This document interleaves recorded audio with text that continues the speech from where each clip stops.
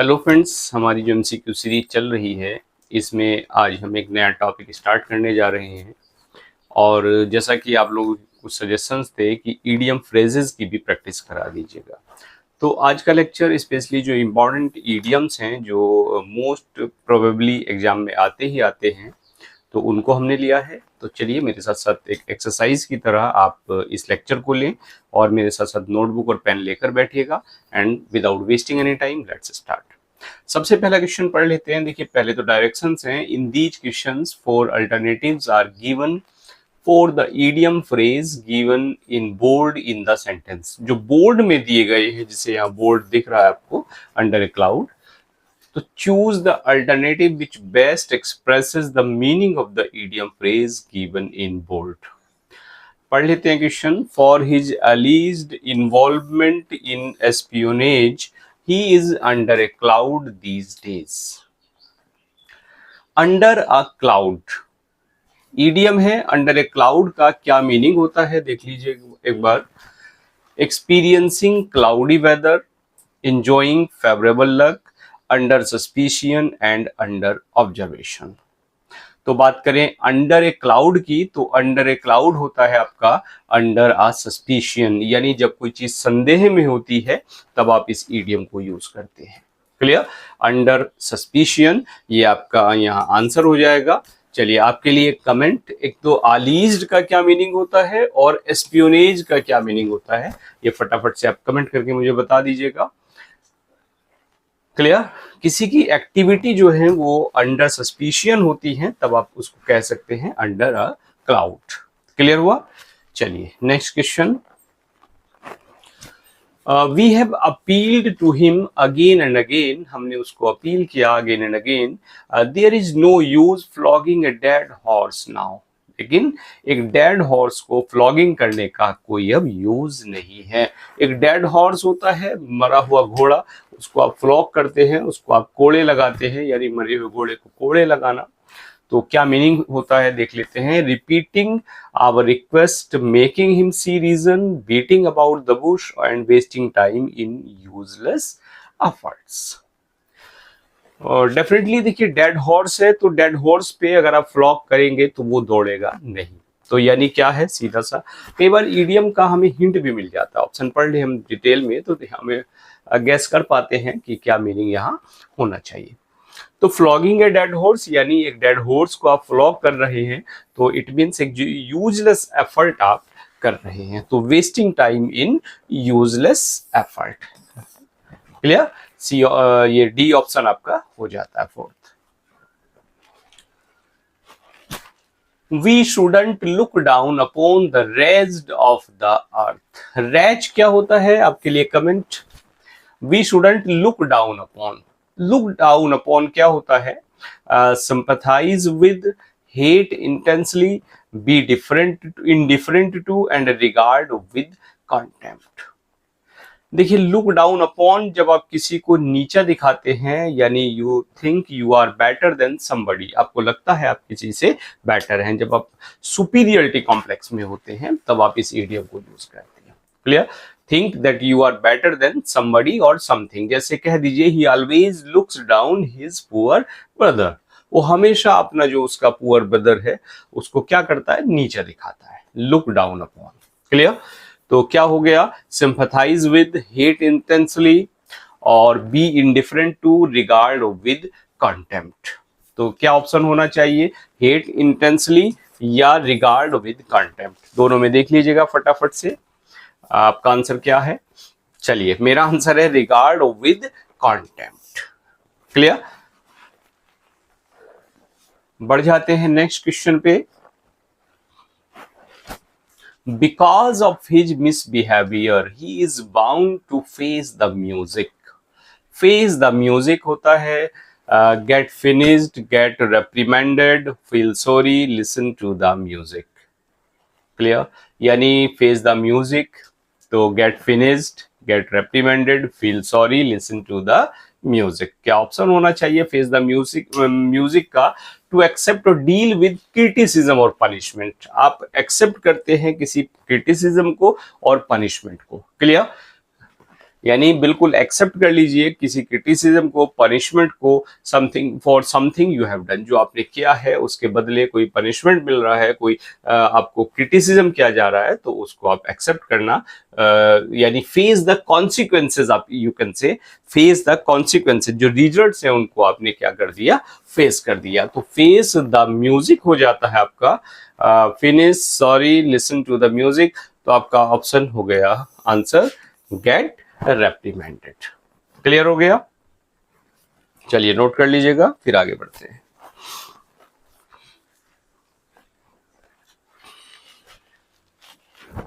The working of the factory was disrupted on account of a token strike by the workers. Token strike क्या होती है कि जो factory की working है वो क्या हो गई, डिस्टर्ब हो गई, क्योंकि वर्कर्स ने टोकन स्ट्राइक कर दी। तो total strike, carefully planned strike, short strike, held as a warning and sudden call off strike.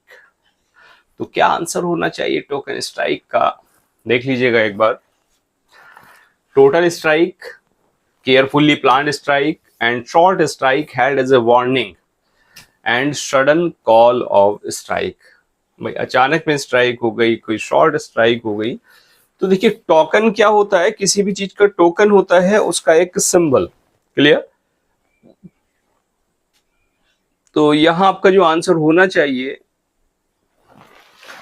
Token strike का, एक ब्रीफ स्ट्राइक, एक ऐसी स्ट्राइक जो बताती है वर्कर्स की स्ट्रेंथ को। उन्होंने एक वार्निंग दे दी, एक ब्रीफ स्ट्राइक कर दी, और वो ब्रीफ स्ट्राइक बता रही है उनकी स्ट्रेंथ को, उसको आप कहते हैं क्या, टोकन स्ट्राइक। तो टोकन स्ट्राइक में क्या हो गया, you can say third answer, short strike held as a warning. वो शॉर्ट स्ट्राइक जो वार्निंग के रूप में की गई है उसको आप कहेंगे token strike. Clear? Sudden call भी नहीं है, यहां ध्यान रखिएगा कि भाई यहां मत कंफ्यूज हो जाना, सडन कॉल पे ही, ये नहीं है इसका आंसर। ओके,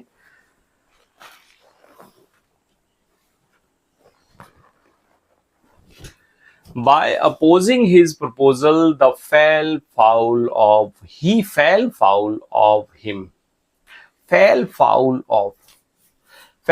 of क्या होता है, quarrel with, felt annoyed with, agreed with, got into trouble with। Clear?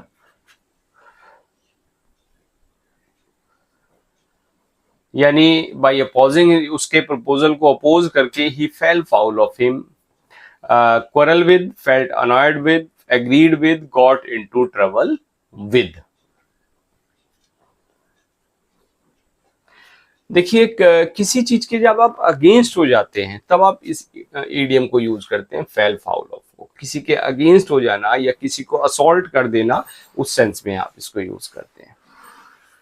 तो फेल फाउल ऑफ में आप आइए, गॉट इनटू ट्रबल विद, यानी किसी को आपने ट्रबल में डाल दिया। ओके, एग्रीड, अनॉयड, करल नहीं है, बल्कि आप फोर्थ ऑप्शन पे आइए इसके, गॉट इनटू ट्रबल विद। जब आपने किसी को असॉल्ट कर दिया तो उसको ट्रबल में डाल दिया definitely.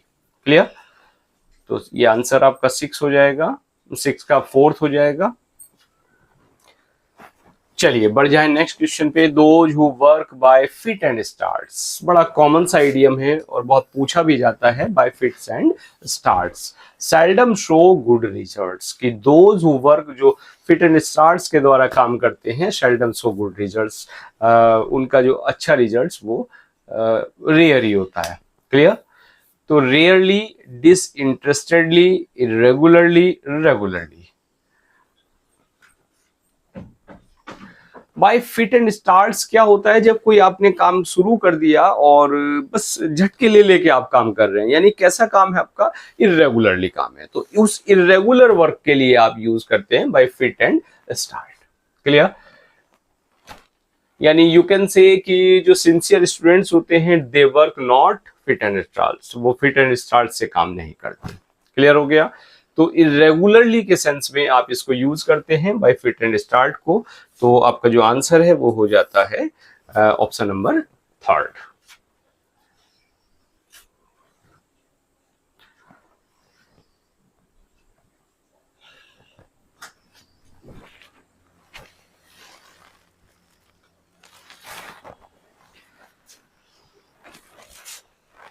Yes, next question. The new manager thought that he would give employees enough rope for the first 6 months, after which he would check the work done by himself. नए manager ने सोचा कि जो उसके employees हैं वो उनको क्या देगा, इनफ रोप देगा पहले 6 महीने, उसके बाद वो चेक करेगा जो काम उन्होंने किया है। क्लियर, खुद काम को चेक करेगा। तो इनफ रोप क्या होता है, manage many directives and orders, sufficient advice, all the material they needed, and enough freedom for action.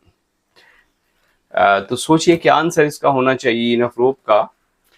Enough रोप क्या होता है एक्चुअली, देखिए जो फ्रीडम होती है, जो आजादी कह देते हैं ना कि रस्से ढीले छोड़ दिए मैंने।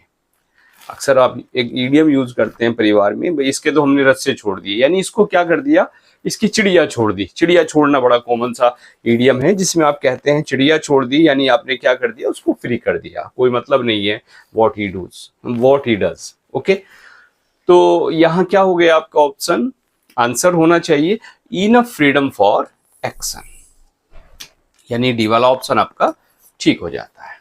क्लियर, इनफ रोप का।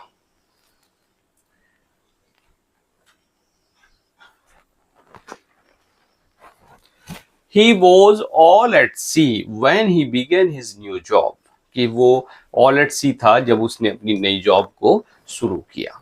तो happy, sad, puzzled and triumphant। happy, all at sea, happy, sad, puzzled, triumphant, कौन सा ऑप्शन होना चाहिए? हैप्पी नहीं होगा, ऑल एट सी। एक्चुअली देखिए ऑल एट सी होता है confused and not knowing what to do. When you are confused and you don't know what to do, आपको नहीं पता आपको क्या करना है, you are perplexed.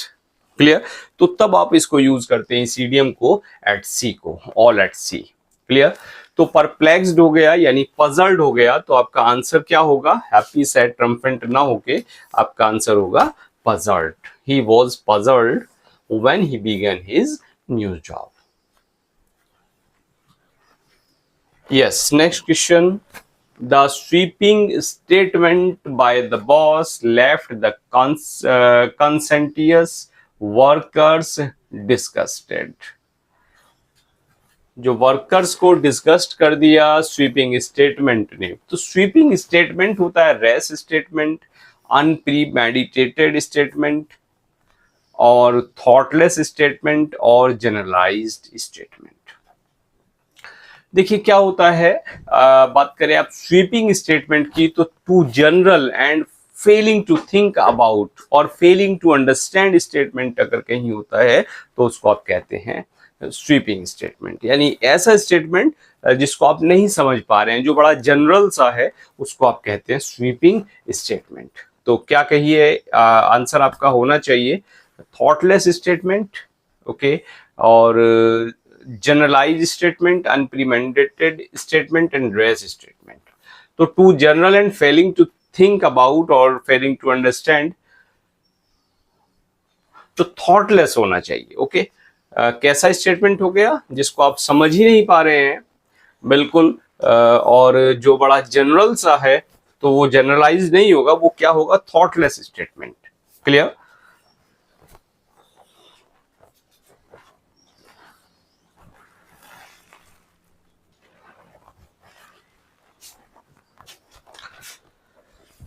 next question. The failure of crops in successive years put the farmer in a tight corner.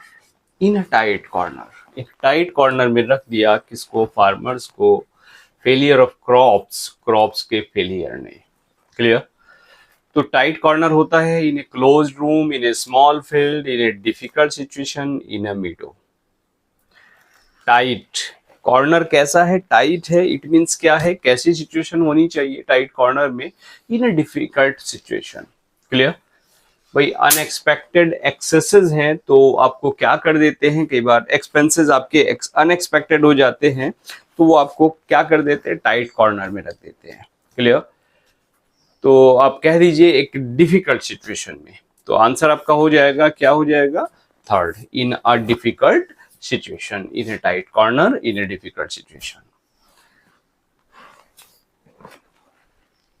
Yes, The effort to trace the culprit was a wild goose chase.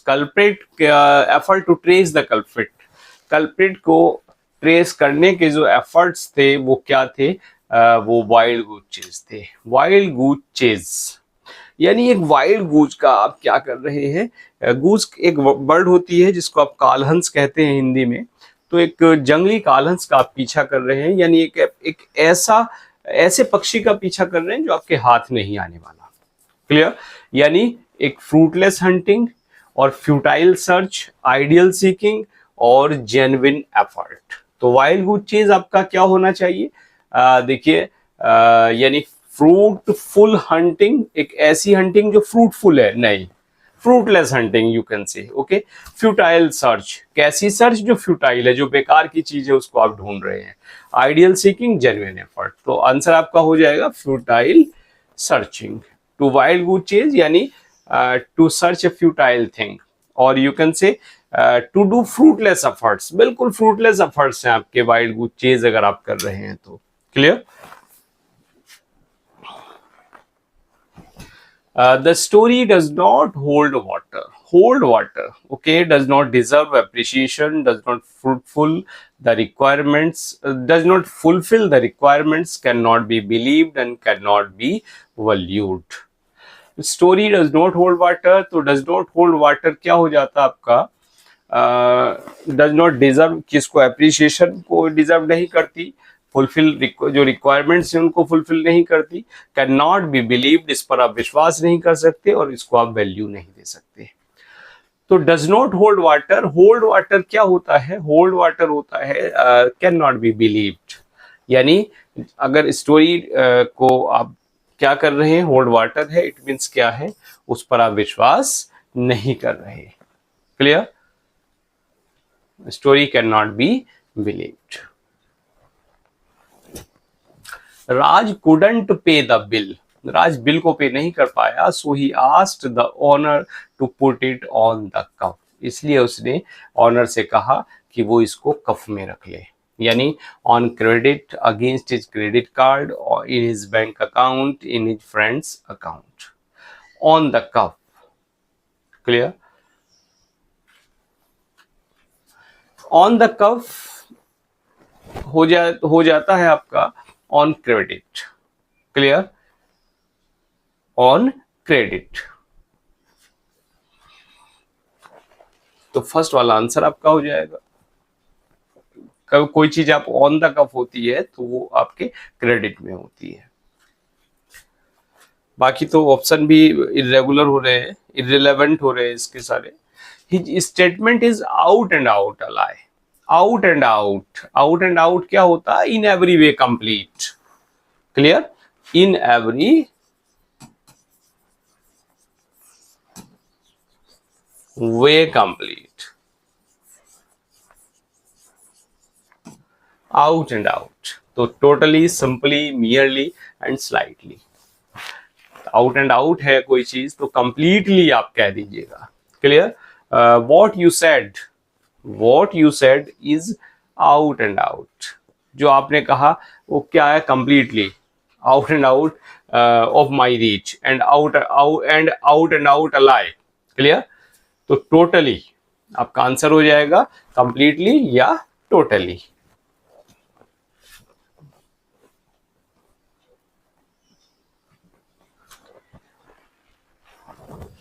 The luxury car that they bought turned out to be a white elephant. बड़ा common सा है, पहली बार में, पहले झटके में आपका answer आ जाना चाहिए, white elephant. क्लियर? तो a rare article, ओके, मुझे पता है डेफिनेटली रेयर पे ही जाएंगे आप. Useful mode of transport on costly और troublesome position, a proud position. White elephant आपके पास है तो क्या है? एक रेयर आर्टिकल है, एक दुर्लभ वस्तु है, या यूजफुल मोड है ट्रांसपोर्ट का, या कॉस्टली पोजीशन है, ट्रबलसम पोजीशन है, और अ प्राउड पोजीशन, और ऐसा पोजीशन है जिस पर आप गर्व कर रहे हैं व्हाइट एलिफेंट में. क्लियर? तो देखिए, व्हाइट एलिफेंट की बात करें तो क्या है? आपका आंसर लग गया होगा. चलिए मैं अपना बता दूं.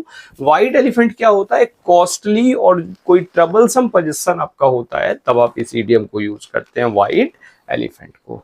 आपने हाथी पाल लिया, सफेद हाथी पाल लिया, यानी ट्रबलसम है भाई, कोई बड़ा ट्रबलसम हो रहा है आपके लिए, बड़ा कष्टदायी हो रहा है, बड़ा कॉस्टली ये हो रहा है। क्लियर?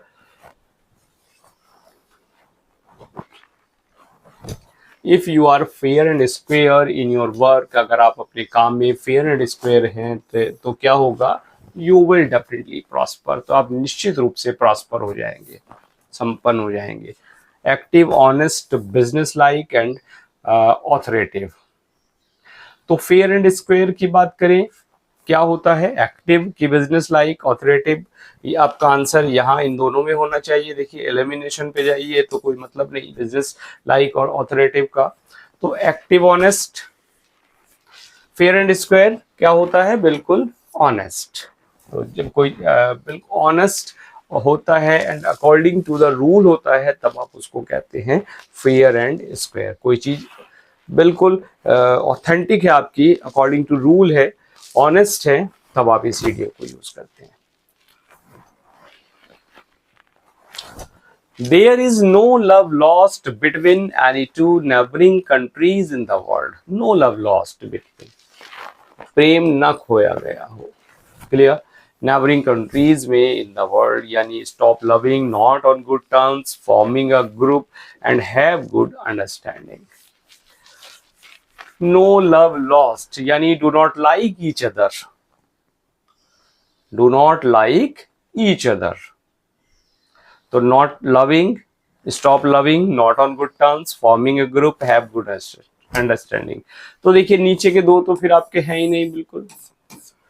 अब इन दोनों में देख लीजिएगा, नो लव लॉस्ट को आप कह रहे हैं, डू नॉट लाइक, जब आप किसी do not like each other, एक दूसरे को पसंद नहीं करते हैं, तब आप इस इडियम को यूज करते हैं। तो यानी not on good terms, no love lost between any two neighbouring countries, यानी they have no good terms, they have no good relations. Clear? No love lost between. Definitely देखिए इडियम्स में मजा आ रहा होगा, और मैं नोटिस कर रहा हूं कि ये जो है लगभग 15-20 मिनट हुई होंगी लेक्चर को हमारे, और लगभग हमने 19 पे आ गए, यानी ये काफी स्पीड से भी हम इनको कर रहे हैं। तो डेफिनेटली अगले वाले लेक्चर में इनकी थोड़ी सी जो संख्या है वो भी मैं बढ़ा दूंगा। Clear? The heavy downpour, downpour क्या होती है, कमेंट करके फटाफट से बता दीजिएगा। Played havoc in the coastal area, coastal area में जो हैवी डाउनपोर थी, यानी जो मूसलाधार बारिश थी, उसने हैवॉक कर दिया। हैवॉक कहते हैं विनाश, प्लेड हैवॉक। तो प्लेड हैवॉक को आप क्या कहेंगे, cause destruction, cause diseases, cause floods, cause hardship. तो डिस्ट्रक्शन में और फ्लड्स में मत जाइएगा कि हैवी डाउनपोर है तो भाई उसने बस बारिश मूसलाधार पड़ गई तो बाढ़ ही बाढ़ हो गई। क्लियर? तो प्लेड हैवॉक क्या होता है, cause destruction, cause damage, clear, और कॉज कंफ्यूजन। डिस्ट्रक्शन हो गया, डैमेज हो गया, कंफ्यूजन हो गया, वहां आप प्ले हैवॉक का यूज करते हैं। तो कॉज डिस्ट्रक्शन। ओके, चलिए आगे बढ़ते हैं। आज का लास्ट क्वेश्चन, 20 क्वेश्चन ही लिए थे इस स्लाइड में। To have a green thumb, एक ग्रीन थंब डेफिनेटली नहीं पढ़ा होगा, पहली बार इसको पढ़ रहे होंगे ग्रीन थंब को। ग्रीन थंब का क्या मतलब होता है, one's nails are painted green, किसी के नेल्स आपने ग्रीन पेंट कर दिए। वन इज आर्टिस्टिक, कोई जो आर्टिस्टिक है। To have a natural interest in gardening, जिसका गार्डनिंग में, बागवानी में एक नेचुरल इंटरेस्ट है। One has a green tattoo on the thumb, जिसके थंब पे ग्रीन टैटू है। तो ग्रीन थंब सोच लीजिए फटाफट से कौन सा ऑप्शन आपका होगा, आपको सोचने के लिए टाइम देता हूं।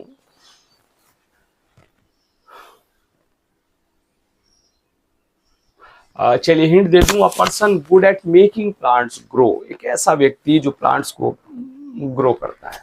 क्लियर? यानी एक ऐसा व्यक्ति जिसका एक नेचुरल इंटरेस्ट होता है किसमें, गार्डनिंग में। अगर आपका नेचुरल इंटरेस्ट है किसमें, गार्डनिंग में, तब आप कहिए I have a green thumb, मेरा जो थंब है वो कैसा है, ग्रीन है। कब? जब आप गार्डनिंग में आपका इंटरेस्ट है। क्लियर हो गया? तो 20 MCQs हुए, 20 से आपका स्कोर क्या रहा, कमेंट करके बताइएगा। और इसी को आगे बढ़ाएंगे थोड़ा सा अगले लेक्चर में, थोड़ी सी और कुछ एडियम्स बढ़ाएंगे। और आई होप तैयारी बढ़िया चल रही होगी, इसको और बढ़िया करते रहिएगा, क्योंकि एग्जाम भी अब बहुत ज़्यादा दूर नहीं है। आयोग है, एक्टिव है, जल्द ही एग्जाम कराने के मूड में है सरकार। तो चलिए, और हाँ, मिलियन मैथ्स इंग्लिश ऐप आपने डाउनलोड नहीं किया है तो उसको आप जल्दी से डाउनलोड कर लीजिएगा, उसका लिंक आपको वीडियो के डिस्क्रिप्शन में मिल जाएगा। और चैनल सब्सक्राइब नहीं किया है, चलिए बोल देता हूँ सब्सक्राइब करने के लिए भी, ताकि जल्दी से फैमिली 100K हो जाए। And now thanks for watching this video.